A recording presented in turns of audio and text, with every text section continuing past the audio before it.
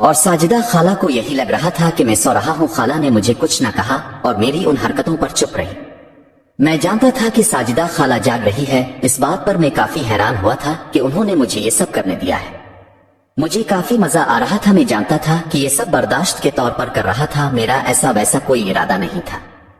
پر اچانک ہی ساجدہ خالہ نے مجھے سوتا ہوا سمجھ کر میرا ہاتھ پکڑ لیا تھا. میں تو حیران رہ گیا تھا کہ میرا ہاتھ ساجدہ خالہ پر لگ رہا تھا.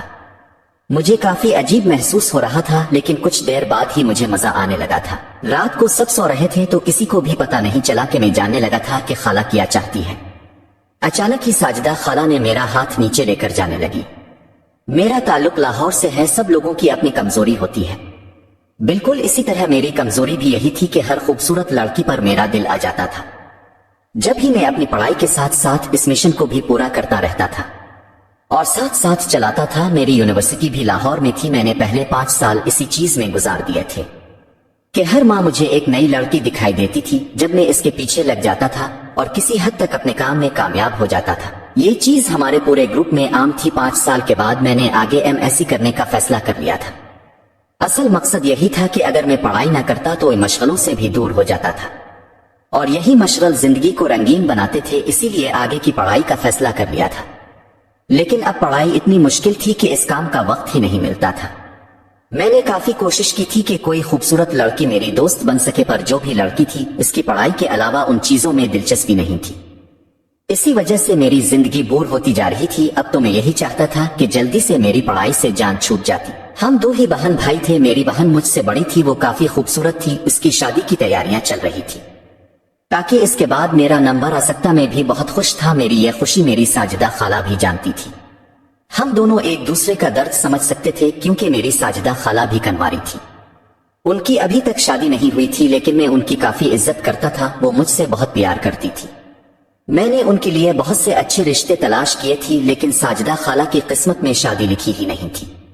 میں کبھی کبھی ان کے صبر کو داد دیتا تھا. ایسی بات نہیں تھی کہ ساجدہ خالہ میں کوئی خامی تھی بلکہ وہ کافی خوبصورت تھی اور اپنی خوبصورتی کو ساجدہ خالہ نے کافی اچھی طرح برقرار رکھا ہوا تھا اور اتنی عمر کے باوجود بھی بہت فریش لگتی تھی. ان کی خوبصورتی اپنے مثال اب تھی. کبھی کبھی میں بھی ان سے متاثر ہو جاتا تھا لیکن ہمارا ملنا کافی دیر بعد ہوتا تھا. اس کی یہی وجہ تھی کہ میں پڑھائی میں مصروف تھا اور ساجدہ خالہ نانا نانی کے ساتھ رہتی تھی. اب بہن کی شادی کی تیاریاں کرنی تھی. اماں نے خالہ کو کہہ دیا تھا کہ وہ اس بار اماں کے پاس ہی رہیں گی. ساجدہ خالہ نے بھی یہی فیصلہ کیا تھا اور وہ کچھ دن پہلے ہی ہمارے ہاں آ گئی تھی. میں یہ بات محسوس کرتا تھا کہ جب بھی ساجدہ خالہ بہن کی شادی کے شاپنگ کرتی تھی تو ان کا چہرہ مرجھا جاتا تھا. وہ سوچتی تھی کہ ان کا یہ دن کب آئے گا. مجھے ساجدہ خالہ پر کافی ترس آتا تھا اور دل میں یہی سوچتی کہ ان کی مراد جلد ہی پوری ہو جائے. میں نے سوچ لیا تھا کہ ساجدہ خالہ کو بہن کی شادی پر خوش رکھو گا تاکہ انہیں یہ کمی محسوس نہ ہو. اس لیے انہیں کہہ دیا تھا کہ یہ سب کرنے کے لیے شادی کرنا ضروری نہیں ہے. ساجدہ خالہ میری بات کو غلط سمجھ گئی تھی جب میں نے انہیں سمجھایا کہ میری بات کا مطلب یہ تھا کہ اچھے کپڑے انسان شادی کے بغیر بھی پہن سکتا ہے تو اب یہ شوق ابھی بھی پورا کر سکتی ہے. ساجدہ خالہ میری بات سن کے ہنسنے لگیں کہ وہ تو کچھ اور ہی سمجھی تھی. میں بھی جان گیا تھا کہ ساجدہ خالہ کیا سمجھی تھی کیونکہ میرا ارادہ بھی یہی تھا. ساجدہ خالہ کافی خوش ہوئی تھی کیونکہ زیادہ تر میں ان کے پاس ہی ہوتا تھا اور ان سے گپے مارتا رہتا تھا. شادی کا وقت جیسے جیسے قریب آ رہا تھا گھر میں کافی رش بن گیا تھا اور دوسری بات یہ تھی کہ سردی کے دن تھے. اب کوئی باہر بھی نہیں سو سکتا تھا. اس لیے ہم سب کی یہی کوشش ہوتی تھی کہ سب مہمان اندر ہی ایڈجسٹ ہو جائیں. اماں نے لاؤنچ میں بستر ڈال دیے تھے تاکہ سب آسانی سے سو سکے. شادی سے پہلے ڈھولکی رکھی گئی تھی. سب لوگ ہی رہنے کے لیے آئے تھے. میں نے اپنی بہن کو دیکھا جو کہ کافی پیاری لگ رہی تھی. ساتھ ایک ساجدہ خالہ پر میری نظر پڑی تو میں حیران ہو گیا تھا. ایسے کپڑے انہوں نے کبھی نہیں پہنے تھے. وہ کافی خوبصورت لگ رہی تھی. میری آنکھوں میں چمک پیدا ہو گئی تھی اور ایک عجیب سا احساس جاگنے لگا تھا. سب لوگ سونے لگے تھے. مجھے کوئی جگہ دکھائی نہیں دے رہی تھی. جب ایک کونے میں تھوڑی سی جگہ نظر آئی تو میں جلدی سے وہاں جا کر لیٹ گیا. میں دیوار کے بالکل ساتھ لیٹ گیا تھا. میرے ساتھ ایک آسانی سے سو سکتا تھا. ساجدہ خالہ نے میرے ساتھ خالی جگہ دیکھی تو فیصلہ کر لیا کہ وہ ادھر ہی سو جائیں گی. مجھے بھی کوئی ایشو نہیں تھا کیونکہ جگہ کافی کم پڑ رہی تھی. میری عادت تھی کہ سوتے ہوئے مجھے کچھ بھی نہیں پتا چلتا تھا. اس لیے میں ساجدہ خالہ کو بول دیا تھا کہ اگر سوتے ہوئے میں نے کچھ ایسا ویسا کیا تو وہ مجھے بے شک اٹھا دیں. لیکن ساجدہ خالہ کہنے لگی کہ کوئی بات نہیں, انہیں کوئی مسئلہ نہیں ہوگا. सोते हुए कुछ भी पता नहीं चलता। इस रात को हम सब सो गए थे। अगले दिन मेहंदी थी। रात काफी देर तक मेहंदी चलती रही थी। कुछ देर बाद सब थक गए थे और जल्दी सो गए थे। इस बार मैं साजिदा खाला के बिल्कुल साथ सो रहा था। साजिदा खाला का मुंह दूसरे जानिब था। उन्हें भी यही लग रहा था कि मैं सो रहा हूँ, जबकि मैं जाग रहा था। मैं अब जान बूझकर साजिदा खाला के साथ सोने लगा था और साजिदा खाला को यही लग रहा था कि मैं सो रहा हूँ। खाला ने मुझे कुछ न कहा और मेरी उन हरकतों पर चुप रही। मैं जानता था कि साजिदा खाला जाग रही है। इस बात पर मैं काफी हैरान हुआ था कि उन्होंने मुझे ये सब करने दिया है। मुझे काफी मजा आ रहा था। मैं जानता था कि ये सब बर्दाश्त के तौर पर कर रहा था। मेरा ऐसा वैसा कोई इरादा नहीं था। पर अचानक ही साजिदा खाला ने मुझे सोता हुआ समझकर मेरा हाथ पकड़ लिया था। मैं तो हैरान रह गया था कि मेरा हाथ साजिदा खाला पर लग रहा था। मुझे काफी अजीब महसूस हो रहा था, लेकिन कुछ देर बाद ही मुझे मजा आने लगा था। रात को सब सो रहे थे तो किसी को भी पता नहीं चला कि मैं जानने लगा था कि खाला क्या चाहती है। अचानक ही साजिदा खाला ने मेरा हाथ नीचे लेकर जाने लगी। मैं बहुत हैरान हुआ था, लेकिन उन्हें करने से नहीं रोका। कुछ देर बाद ही साजिदा खाला सोने लगी थी। मैंने इरादा कर लिया था कि कल उनसे जरूर कहूंगा कि उन्होंने मेरे साथ क्या किया है। बहन की शादी हो गई। सारे मेहमान भी घर जाने वाले थे। साजिदा खाला भी वापसी के लिए तैयार थी, पर अम्मा ने रोक लिया कि 2-3 दिन और रुक जाए। साजिदा खाला भी रुकने के लिए तैयार हो गई थी।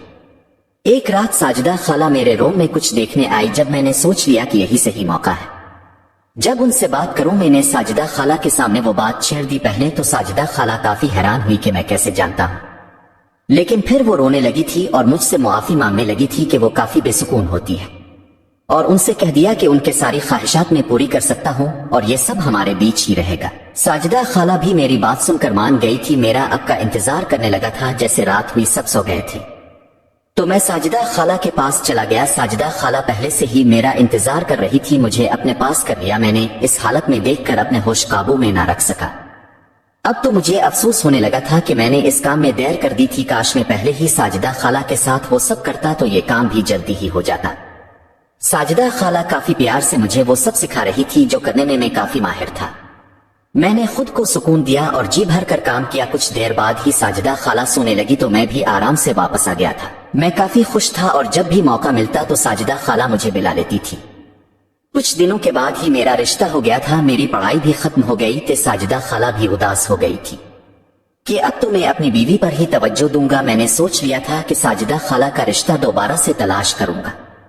कुछ दिनों बाद ही मैंने रिश्ता तलाश किया। साजिदा खाला के लिए बहुत अच्छा रिश्ता मिल गया था। हमारी शादी इकट्ठी करने का फैसला हुआ था। साजिदा खाला अब काफी खुश थी, लेकिन मैं चाहता था कि शादी के बाद भी हमारे दरमियान वो सब कुछ कायम रहे। मैंने साजिदा खाला से बात कर ली थी। साजिदा खाला का शौहर बहुत ही सादा मिजाज था। इसे वो साजिदा खाला को हमारे घर आने की इजाजत दे देता था। मेरी बीवी की जूब थी, वो जूब पर जाती थी। यही मौका सही लगता था कि हम दोनों पुरानी यादों को ताजा कर लेते। कुछ दिनों बाद खालू की पोस्टिंग हो गई थी। जब मैं खाला के घर का चक्कर लगा लिया करता था, खाला ने मुझे अपने शौहर की बीमारी का बताया तो मुझे काफी अफसोस हुआ था कि उनकी किस्मत में शादी तो लिखी थी, लेकिन वो सुकून अभी भी नहीं हासिल हो सका। जिनका हक था साजिदा खाला मुझे मना करती थी, लेकिन मैं उनके पास ही रहता था ताकि उन्हें इस कमी का एहसास ना हो। जिस दिन साजिदा खाला का शौहर वापस आता तो मैं इस दिन खाला के घर नहीं जाता था। मेरी बीवी नोट करने लगी थी कि मैं अब ज्यादातर बाहर रहता हूँ और उस पर इतनी तवज्जो नहीं देता, इसलिए मैंने इरादा कर लिया था कि अभी सब कम कर दूंगा। कुछ वक्त के बाद साजिदा खाला भी अपनी जिंदगी में सीट हो गई थी। नाज़रीन, अब सब लोगों को ये कहानी कैसी लगी कमेंट करके जरूर बताएं, और ऐसी ही कहानी सुनने के लिए हमारा चैनल सब्सक्राइब करें ताकि नई आने वाली वीडियो की नोटिफिकेशन सबसे पहले आपको मिल सके।